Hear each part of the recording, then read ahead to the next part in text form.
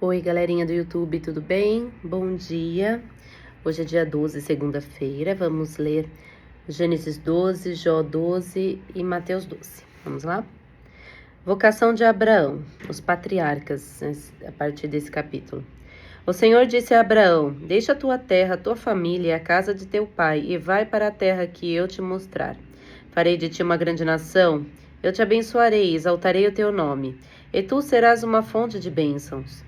Abençoarei aquele que te abençoarem e amaldiçoarei aqueles que te amaldiçoarem. Todas as famílias da terra serão benditas em ti. Abraão partiu, como o Senhor lhe tinha dito, e Ló foi com ele. Abraão tinha 75 anos quando partiu de Harã.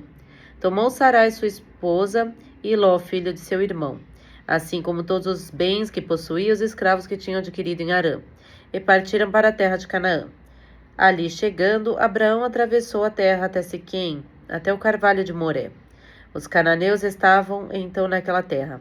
O Senhor apareceu a Abraão e disse-lhe: Darei esta terra à tua posteridade. Abraão edificou um altar ao Senhor, que lhe tinha aparecido. Em seguida, partindo dali, gerou filhos e filhas.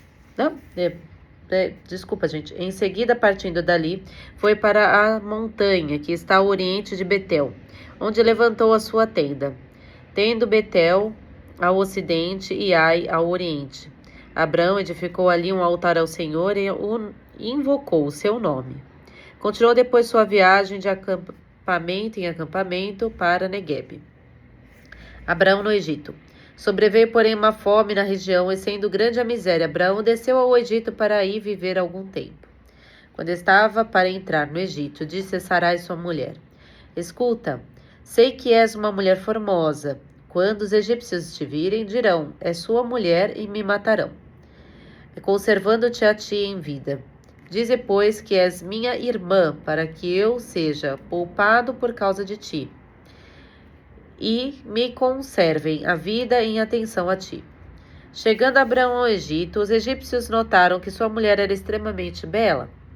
Os grandes da corte, vendo-a, elogiaram-na diante do faraó, e a mulher foi introduzida no seu palácio. Por causa dela, Abraão foi bem tratado pelo faraó e recebeu ovelhas, bois, jumentos, servos e servas, jumentas e camelos. O Senhor, porém, feriu com grande pragas o faraó e sua casa, por causa de Sarai, mulher de Abraão. O faraó mandou chamá-lo e disse-lhe: Que me levaste a fazer? Por que não me disseste que era tua mulher? Por que disseste que ela era tua irmã, levando-me a tomá-la por esposa? Mas agora, eis tua mulher, toma e vai-te. Então Faraó deu ordens aos teus servos para conduzir Abraão, a sua esposa, para tudo o que lhe pertencia. Agora vamos para o meio. Livros de Sabedoria de Jó. Capítulo 12. Resposta de Jó. Resposta àquele amigo Sofar. Jó tomou a palavra neste termos: Sois mesmo gente muito hábil, convosco morrerá a sabedoria. Tenho também o espírito como o vosso, e não vos sou inferior. Quem, pois, ignoraria o que sabereis? Os amigos escarnecem daquele que invoca a Deus, para que ele lhe responda: sim, zombam do justo e do inocente. Envergonha para a infelicidade, assim pensam os felizes. Só há desprezo para aquele cujo pé fraqueja. As tendas dos bandidos gozam de paz. A insegurança para aqueles que provocam a Deus, que não tem outro Deus senão o próprio braço. Pergunta, pois, aos animais da terra, eles te ensinarão, e às aves do céu, e elas te instruirão. Fala aos répteis da terra, e eles te responderão, e aos peixes do mar, e eles te contarão. Entre todos esses seres, quem não sabe que foi a mão de Deus que fez tudo isso? Ele que tem em mãos a alma de tudo que vive e o sopro da vida de todo o gênero humano. Não discerne o ouvido as palavras como o paladar discerne o sabor da comida? A sabedoria pertence aos cabelos brancos e a longa vida confere inteligência. Em Deus residem a sabedoria e o poder. Ele possui o conselho e a inteligência. O que ele destrói não será reconstruído. Se aprisionar um homem, ninguém há que o solte. Quando faz as águas pararem a seca, se a soltar, submergirão a terra. Nela, a força e prudência. Ele conhece o que engana e o enganado. Faz os árbitros andarem descalços e torna os juízes estúpidos. Ele desata a cinta dos reis e cinge-lhes os rins com uma corda. Ele faz o sacerdote andar descalço e abate os poderosos. Ele tira a palavra aos mais seguros de si mesmos e retira a sabedoria dos anciãos. Ele derrama desprezo sobre os nobres e afrouxa a cinta dos fortes. Ele põe à clara os segredos das trevas e traz à luz a sombra da morte. Ele torna grandes as nações e as destrói, multiplica os povos e depois os suprime. Ele tira a razão dos chefes da terra e os deixa perdidos no deserto sem pista. Andam as palpadelas nas trevas, privadas da luz, tropeçando como um ébrio. Agora vamos para Mateus, para encerrar.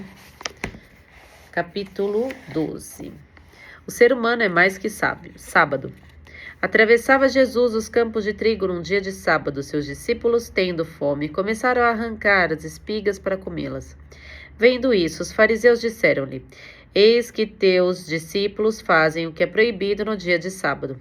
Jesus respondeu-lhes: Não lestes o que fez Davi num dia em que teve fome, ele e seus companheiros, como entrou na casa de Deus e comeu os pães da proposição? Ora, nem a ele, nem aqueles que o acompanhavam eram permitidos comer esses pães, reservados só aos sacerdotes. Não lestes na lei que nos dias de sábado os sacerdotes transgridem no templo o descanso do sábado e não se tornam culpados? Ora, eu vos declaro que aqui está quem é maior que o templo. Se compreendesseis o sentido dessas palavras, quero a misericórdia e não o sacrifício. Não condenareis os inocentes, porque o Filho do Homem é Senhor também do sábado. Amém. Partindo dali, Jesus entrou na sinagoga. Encontrava-se lá um homem que tinha a mão seca. Alguém perguntou a Jesus: É permitido curar no dia de sábado? Isto para poder acusá-lo. Jesus respondeu-lhe: Há alguém entre vós que, tendo uma única ovelha, e, se esta cair num poço no dia de sábado, não irá procurar e retirar? Não vale o homem muito mais que uma ovelha? É permitido, pois, fazer o bem no dia de sábado. Disse então aquele homem: Estende a mão. Ele a estendeu, e ela tornou-se sã como a outra. Os fariseus saíram dali e deliberaram sobre os meios de o matar. Jesus, servo de Deus. Jesus soube disso e afastou-se daquele lugar. Uma grande multidão o seguia e ele curou todos os seus doentes. Proibia-lhes formalmente falar isso, para que se cumprisse o anunciado pelo profeta Isaías.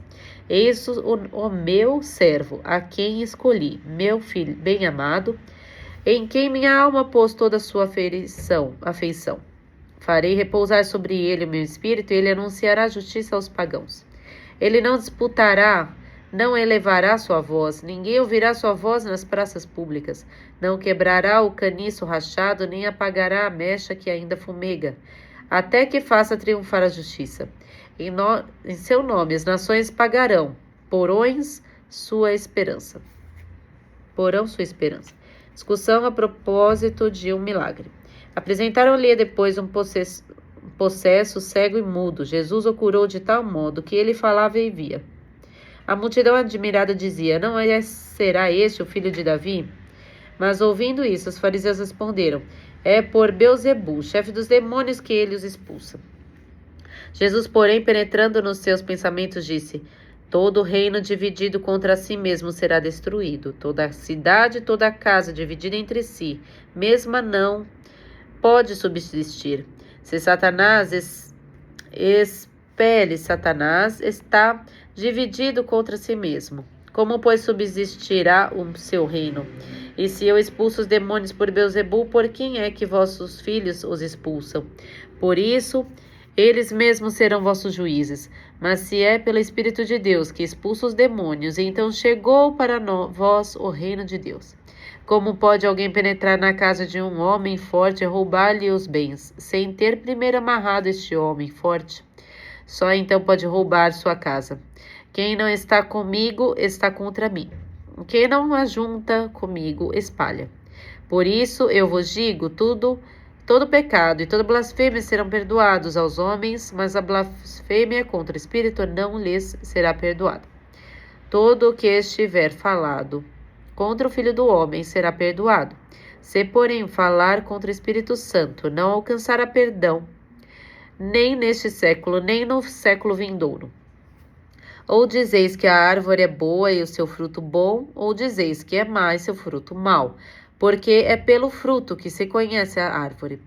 Raça de víboras, maus como sois, como podeis dizer coisas boas? Porque a boca fala do que lhe transborda do coração. O homem de bem tira boas coisas do seu bom tesouro, o mal, porém, tira coisas más do seu mau tesouro. Eu vos digo, no dia do juízo os homens prestarão contas de toda palavra que tiverem proferido. É por todas as palavras que serás justificado ou condenado. O sinal de Jonas. Então alguns escribas e fariseus tomaram a palavra. Mestre, quiséramos ver-te fazer um milagre. E respondeu-lhe Jesus: Esta geração adúltera e perversa pede um sinal, mas não lhe será dado outro sinal do que aquele do profeta Jonas. Do mesmo modo que Jonas esteve 3 dias e 3 noites no ventre do peixe, assim o Filho do Homem ficará 3 dias e 3 noites no seio da terra. No dia do juízo, os ninivitas se levantarão com esta raça e o condenarão, porque fizeram penitência à voz de Jonas. Ora, aqui está quem é mais do que Jonas.